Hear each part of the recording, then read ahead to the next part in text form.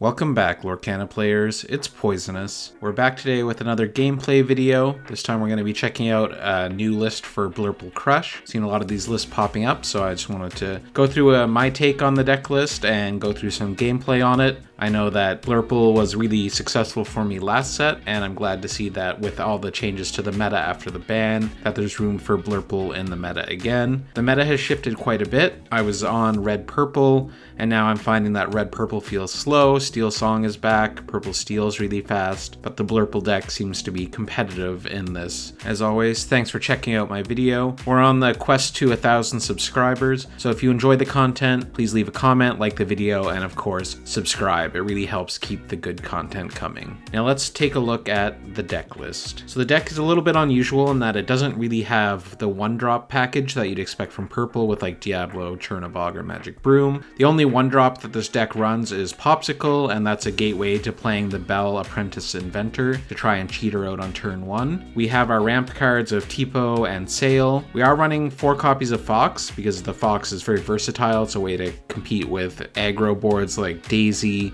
We have 4 copies of Genie. He's a great card. He quests for 2. He gets a good evasive with a lot of pressure on the board. Running 3 copies of Iago. Iago really helps against the evasive cards that you'll run into, like Diablo, Genie, Elsa. He has a huge body, and not all decks have the ability to target him, so getting a Iago out on the board on turn 3 is very strong sometimes. Running 4 copies of Goat to get that instant lore to close out. We're running 4 copies of Belle, Accomplished Mystic. This card is very useful in this deck. It's a way to move damage around after doing challenges to get even more value, and it's underrated, but she has the ability to shift on the other Belle that you can cheat out early, so you can sometimes do, a cheeky little bit of challenging with Belle. She takes damage, you shift, and then you move the damage to another one of your opponent's characters and take out a 2-for-1, and you establish the 5-cost body. We're running 4 copies of Elsa, 3 copies of Gaston, Intellectual Powerhouse.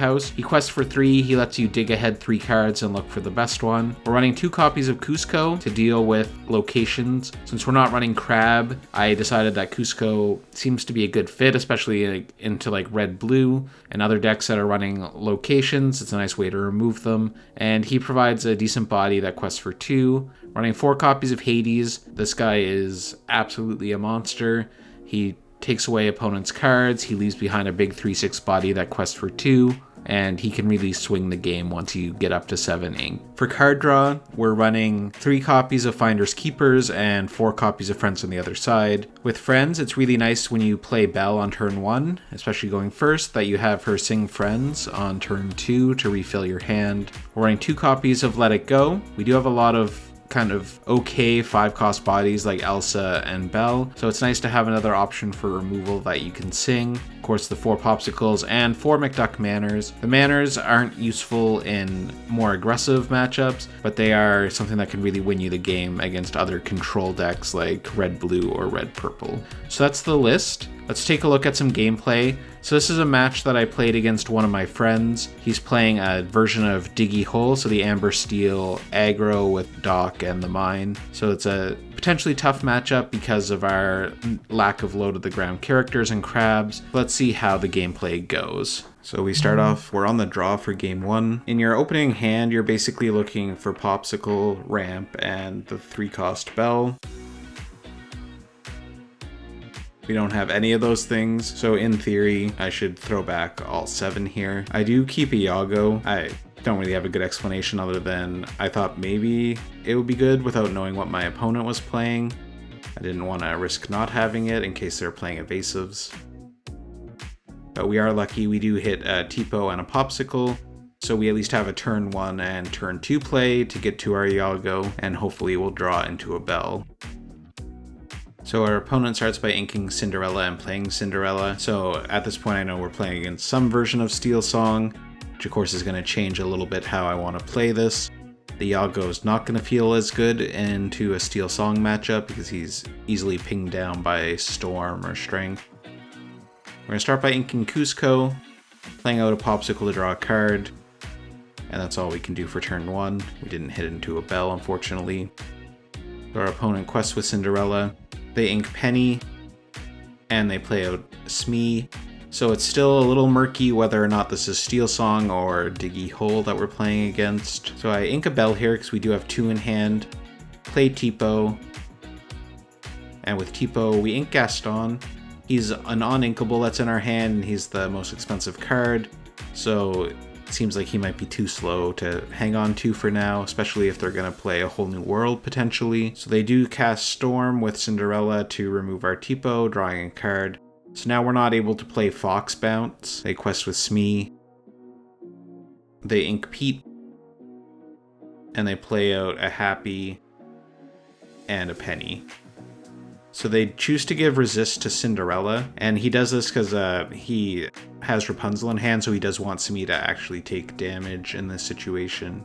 So it might seem unusual, but it comes to light that that's the reasoning why. So we do draw Belle, so I play her for free using the Popsicle. Kind of a clunky play, but it allows us to play the Fox to pick her up. And now Fox is able to rush out the Cinderella even with the Resist. And then we ink Iago, because now we know we're up against Steel Song, we don't really want to play him. We can pay 1 for Popsicle, and then we can play the Belle again. So having the 2 Popsicles to use the Belle to replay worked out kind of conveniently to get us back into it tempo-wise. So our opponent inks Pluto, they play Rapunzel to heal Smee to draw a card. So Happy trades into Fox, and they quest with Smee, inviting us to trade the Belle, and then they decide to also quest with Penny on the off chance that we have Elsa, and we could exert her and take her out anyway. This way they're guaranteed the 2 lore, although Belle can eat her. So in this hand, I'd like to keep Belle and Elsa, ideally. They both seem like really good cards for the situation we're in. But unfortunately, we didn't draw an inkable, so we have to ink one of them. So we play Elsa, we take out Smee, and then Belle takes out Penny. So we keep 2 characters on the board, try and control. Because we know they're playing Diggy Hole, they're playing an aggro version of a deck. Our goal is going to be to try and grind down their board every single turn until we can eventually win. Our opponent pays 3 for Lawrence, 1 for Happy. Feels like they're dumping their hand, getting ready to play Doc next turn. So we draw Cusco. They haven't played a mine yet, so we'll play Genie first to draw a card here, and then consider what we might want to ink. So we're going to ink the Iago again into like a Steel Song type deck. The Iago seems like it will die very easily, and they're not relying on Evasive, so I think it's better to ink it. So we quest here with Elsa because it's safely evasive, and then we leave Belle upright. We don't want them to be able to challenge with Lawrence and then be able to get like a 3-card draw off another Rapunzel. So our opponent plays 2 for Calhoun. So they pass here, they don't exert, which makes me feel like maybe the last card isn't Doc, that it's Rapunzel. And they're trying to get a value play for Rapunzel. So we ink Sail. I'm keeping the Cusco in case they play a mine here. We're going to pay 7 for Hades, and have to consider whether we want to remove the Rapunzel or the Lawrence. So I do take the Rapunzel because it has more health. Might be harder to remove with our low strength characters, and then we quest with our evasives. So our opponent plays 5 for a Sad Beast. After just playing the Hades, this feels a little bit bad for us because this would be, a great target for Hades. So our opponent doesn't quest here again, which makes me think that definitely holding on to a Rapunzel potentially. We pay 4 for McDuck Manor. We don't have a way to deal with any of their upright characters for now, but the Manor will put some pressure on them into exerting their characters. I do exert the Hades here, which I think is a mistake, knowing that they probably have a Rapunzel and now they can use Lawrence to get some card draw. But I also want to put pressure on to race them a little bit. Now that we have the Manor, we're ahead on lore. We have the potential to try and outpace them. I also want them to be forced into exerting that Sad Beast. They do challenge with the Lawrence and then heal to draw 3. They finish off Hades with Calhoun, gaining 2 lore. So they ink, they play 2 for Penny, giving their beast resist until the start of the next turn. Then they quest with Sad Beast. So we draw a Belle here, not exactly the most useful card. So we're going to play out the Cusco, can't really hang on to it forever. We need to put some pressure on to race here. So we take out Lawrence using Belle and Elsa. We quest with Genie.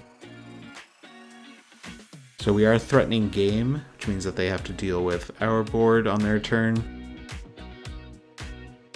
Our opponent plays mine. And then they pay 2 to move Happy to the mine, doing 2 damage to our Genie. And then they're able to have Happy challenge Genie and take him out, so that's really a strong value trade. And we also don't have the Cusco to get rid of their mine anymore. So now we're in quite a bad position here. They pay out Lawrence, and then they quest for 6. So at this point, it seems like there's no way for us to come back. So we draw a Belle. So now we don't have any answers for anything that they have on the board, and we don't have a way to win from hand, like go bounce. So we're going to go ahead and concede this game. At least going into game 2, we're going to be on the play, and we know what deck we're playing against now. We're not going in blind, so we'll be better prepared for the matchup.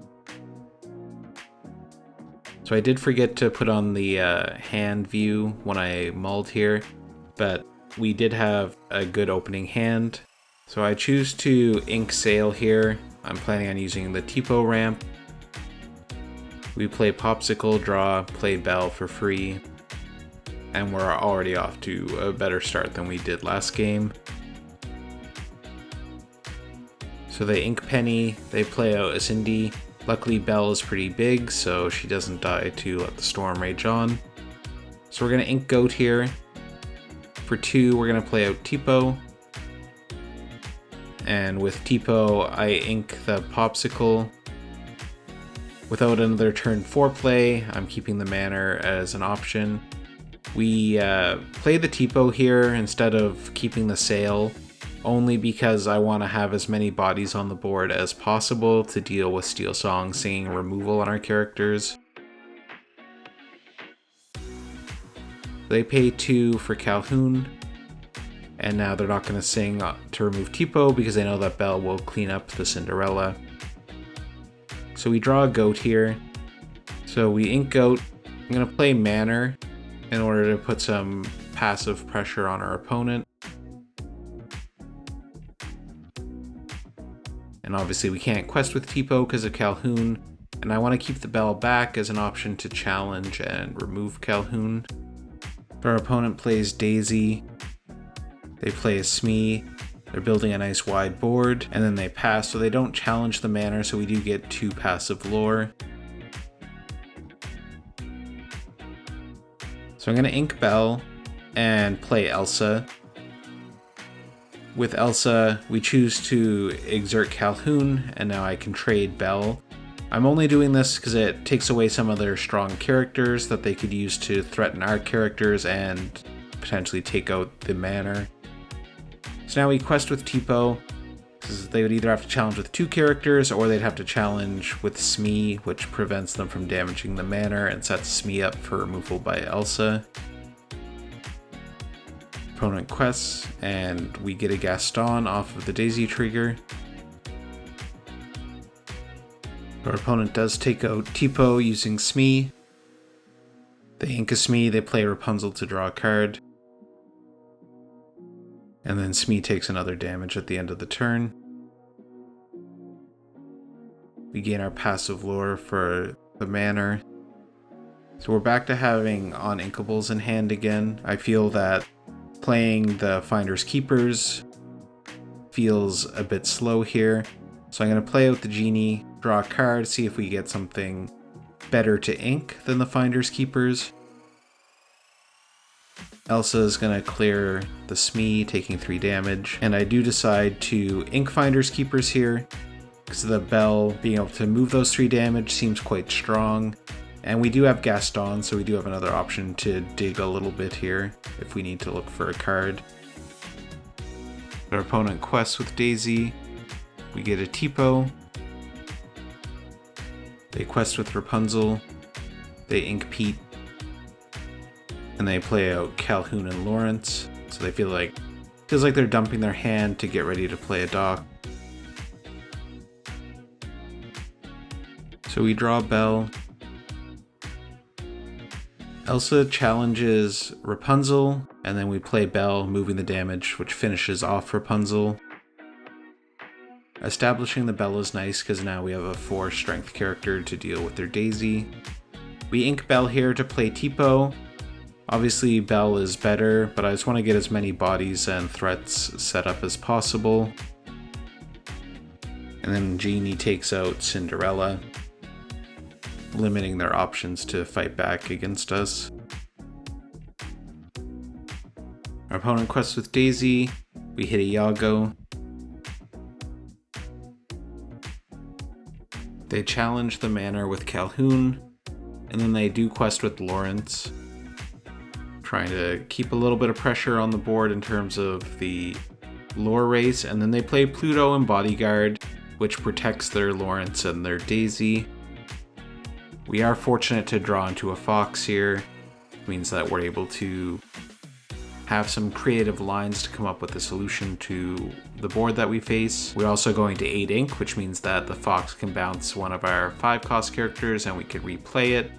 So inking that Finders Keepers earlier to stay on our ink curve is kind of paying off this turn. So there's a lot of complicated lines that you could run here to deal with the Bodyguard and deal with their board. After some consideration, I challenge into Pluto with Tipo to bring him down to 1 strength, and then we're able to finish off Pluto using Belle. We pay 3 for Fox, picking up Belle. Fox rushes into Lawrence, trading out. And then our Genie and our Elsa challenge in, finishing off Daisy.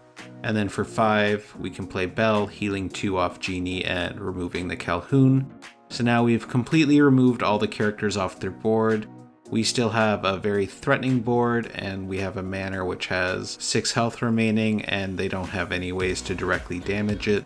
So this feels like a very strong position to be in now. So they pay 3 for Jafar, 2 for Doc, letting them draw 2 cards. And then they concede the game. We're very far ahead positionally, and they don't have a way to come back from that. So we were able to win this game by having a couple good value turns and staying on our ink curve, but a strong opening and playing that manor was able to kind of passively keep us in the game while we dealt with their board. So we'll move on to game 3. We're going to be on the draw. So we have a really great opening hand. We have our Popsicle, a ton of ramp cards, and we have Belle. So we're going to put back a Tipo and Gaston. It's too early for him. And we get back a manor and another Belle. I did keep Iago, even though he's not, great in this matchup, only because he's a card that's inkable, and at least he's a body we can throw out on turn 3 once we ramp, just to see what happens. So our opponent starts by inking Pete and playing Daisy, so they have their ideal turn 1. So we ink the manor here. I think that the manor is too slow when you're going second, even on turn 3. We're going to need to be playing catch up here. Do Popsicle, draw, get the Belle out on the board. They quest with Daisy. It's another Iago. They ink Rapunzel and play Calhoun. So we don't have enough strength to take out the Daisy at this point, and the Calhoun would be happy to clean up Belle. So we ink Iago. We have lots of Iagos right now. We have another Popsicle Belle combo. So we're going to play Sail, draw a card, and then we're going to ink and play another Popsicle into Belle. So normally I'd be happy to sing Friends with Belle and get the 2 cards, but we need to be able to take out the Daisy, so we can't give up a Belle for the Calhoun. Our opponent inks Cinderella and plays out Pete, preventing us from playing any actions. They do quest with the Calhoun, inviting us to do the trade. We're going to ink Tipo. We pay 4 for Goat. Again, we're not playing the Iago because of the possibility of the singing. But we're going to do a trade to get Calhoun off the board. Now that we've established the Goat's able to take out the Daisy Duck on its own. I would have sang Friends here if the Pete hadn't been played with the other Belle, so we'll just leave it upright for now. Our opponent quests with Daisy. They hit McDuck Manor, so we don't get to draw it.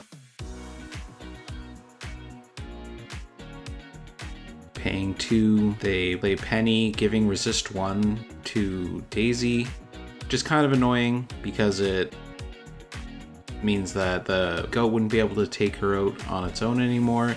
But they also have Pete sing Strength and remove the Goat, so now the Daisy is protected. So we do have a somewhat complicated board position. We're going to ink Tipo. Belle is going to challenge into Daisy. Daisy takes 2 damage, and Belle takes 1 back. We pay 5, play Belle, and we're going to take the 2 damage off of Daisy and take out Penny. In this situation, we're not able to deal with the Daisy, but we are taking away a 2-quester. We're establishing our 5-cost Belle on board. That way next turn she can potentially sing Let It Go if needed to remove something that's upright. They do have the option, of course, to trade Pete into our other Belle, but we've did what we could that turn to take away, their value with their lore. So they do challenge Belle with Daisy. They're setting up a Rapunzel play to draw 3 cards. This definitely hurts. Happy trades into Belle, and they quest with Pete. So we're going to ink Iago here. Doesn't seem like a card that we're going to be able to play. Belle is going to challenge Daisy. Finally get her off the board. We'll pay 5 for Let It Go, get rid of the Rapunzel. We're just trying to slow down their lore gain ability as much as possible. Our opponent takes the trade, putting Pete into Belle. We don't have a board anymore, but we did remove as much as we could from our opponent, putting them down to an empty board. And now they're going to build it back up by playing Daisy, a 7 Dwarfs Mine, and Calhoun. We draw into Belle here. We're going to pay 3, play Friends. We're going to look at our options and see what we can do. Draw Hades, which is nice. We'll be able to play it next turn and do some removal. So we ink Belle. This allows us to play the Goat, which can take out the Daisy in 1 shot. And it keeps our curve going for our ink, so we can play the Hades next turn. And we hold back the Finder's Keepers, that way we can get some card draw if we run out of resources here. Our opponent starts by questing with Daisy, hitting a Friends, cutting off another card draw from us. They quest with Calhoun, play another Bodyguard Pluto, and pass. Fortunately, with the Hades, we're able to easily dispatch the Pluto Bodyguard. And now Goat's able to take the Daisy off the board.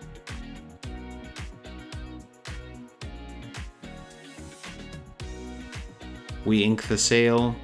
We want as much ink as possible, so next turn if we do play Finder's Keepers, we're going to still be able to play another card, hopefully. So our opponent plays Strength on Goat, doing 1 damage, and then they move Calhoun to the mine, doing another damage, and they don't exert the Calhoun. So we draw Cusco, which actually seems like a pretty decent draw here with them having a mine on board. So for 6 we play Cusco, get rid of the mine, and then we quest with Hades. Our opponent plays another Bodyguard Pluto, and then they pass. Pay 5 for Finder's Keepers, that way we can see all of our options. We do get a couple Hades, which will be useful for the next couple turns, but we're not able to play out any of the cards that we drew with the amount of ink that we have left. So I ink Elsa, and I pay 4 to use Cusco's secondary effect, so it gives all other characters besides Cusco resist 1 till the start of our next turn. So now Hades has resist 1. So Hades will swing into Pluto. He takes back 4 damage. And then we can finish off Pluto with Cusco.